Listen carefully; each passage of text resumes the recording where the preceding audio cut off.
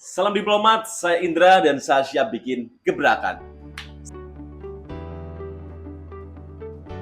Naruna, sebuah perusahaan keramik handmade tableware di mana kami rintis usaha ini dari sebuah garasi, tapi waktu masa pandemi omset kami naik 22 kali lipat dan saat ini kami sudah ekspor produk kami ke 16 negara.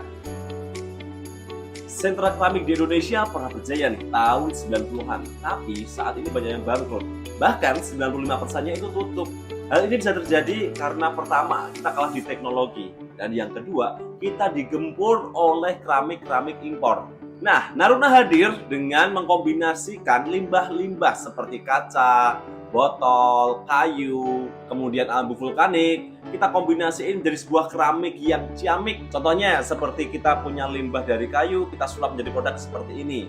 Kemudian kita punya limbah dari kaca, kita ubah menjadi produk seperti ini.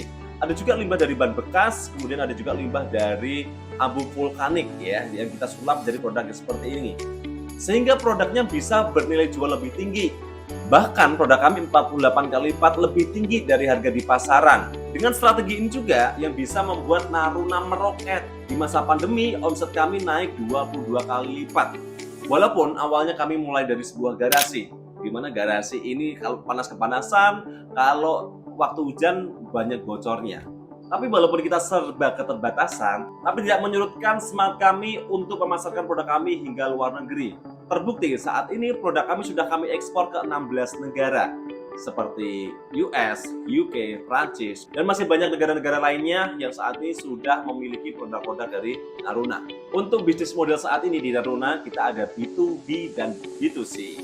Dengan pembayaran cash dan ketika ada project itu down payment 40% sehingga cash flow kita aman.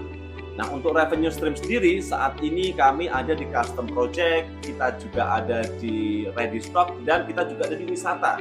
Jadi di wisata ini kami mengajak orang-orang untuk belajar membuat keramik, pengenalan tentang bahan baku keramik seperti tanah liat, sehingga membuatnya hingga menjadi sebuah bentuk alat makan seperti piring, mangkok, gelas, dan masih berbagai macam-macam bentuk lainnya.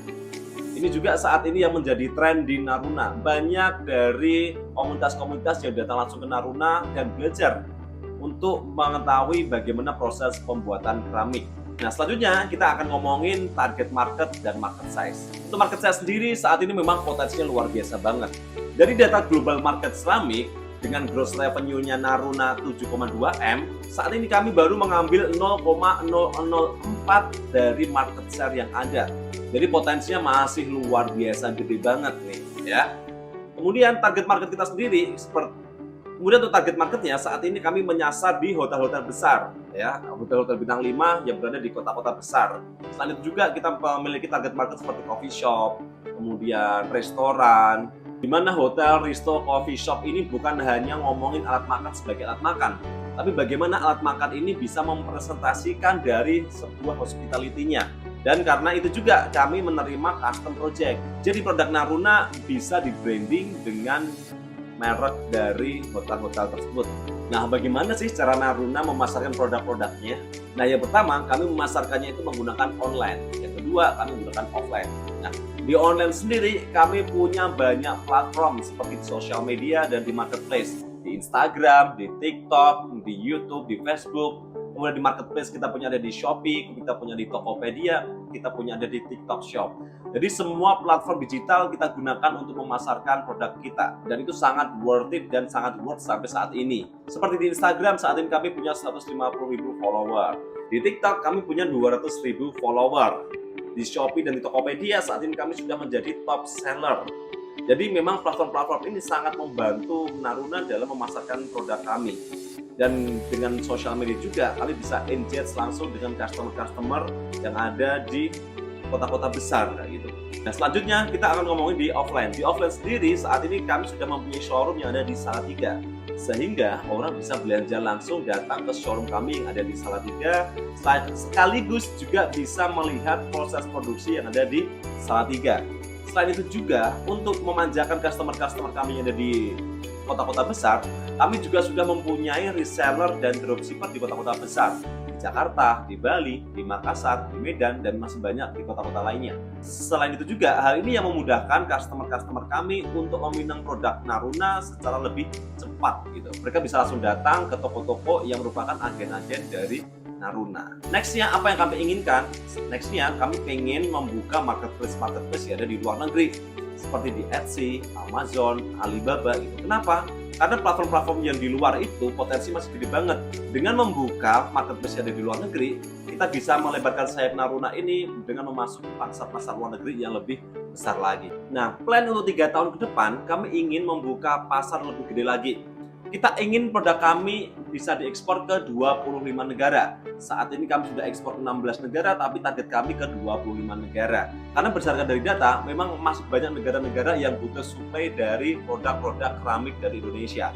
Yang kedua, dalam 3 tahun kami pengen membuka showroom di Jakarta dan di Bali, khusus memajang produk-produk dari Naruna. Kenapa di Jakarta dan di Bali? Karena market kita memang besar di Jakarta dan ada di Bali, dimana di sana banyak banget resort, hotel, resto, dan cafe. Nah, yang terakhir, kami ingin membuka pabrik bersertifikat ISO. Kenapa? Karena itu merupakan salah satu mimpi kami, di mana kita mulai dari garasi, kemudian kita expand menyewa sebuah lahan kosong di kos-kosan, dan saat ini kami menyewa di sebuah lapangan futsal untuk dijadikan sebuah pabrik. Nah, 3 tahun ke depan kami ingin mempunyai pabrik sendiri bersertifikat ISO, sehingga kapasitasnya lebih besar dan produknya akan terjaga kualitasnya lebih bagus lagi. Karena hal inilah yang dibutuhkan oleh market-market di luar negeri. Dan yang terakhir, kami ingin membantu sentra-sentra keramik di Indonesia, dan khususnya ada 50 sentra keramik yang terpuruk akan kami bantu di desain, bahan baku, proses, dan teknologinya, sehingga produknya nanti bisa berinovasi dan sehingga bisa laku di pasaran. Dan cita-cita kami untuk bisa ekspor ke 25 negara tentunya dengan memberdayakan sentra-sentra keramik yang ada di Indonesia.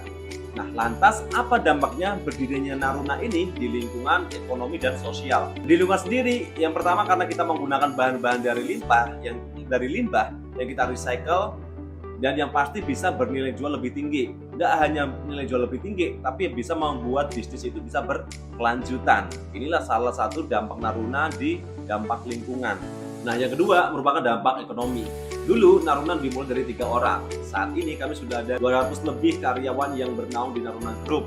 Nah, di mana orang-orang ini merupakan warga sekitar dari Naruna. Di mana dulu sudah serabutan, saat ini alhamdulillah mereka sudah bergaji dengan layak. Nah, yang ketiga adalah dampak sosial.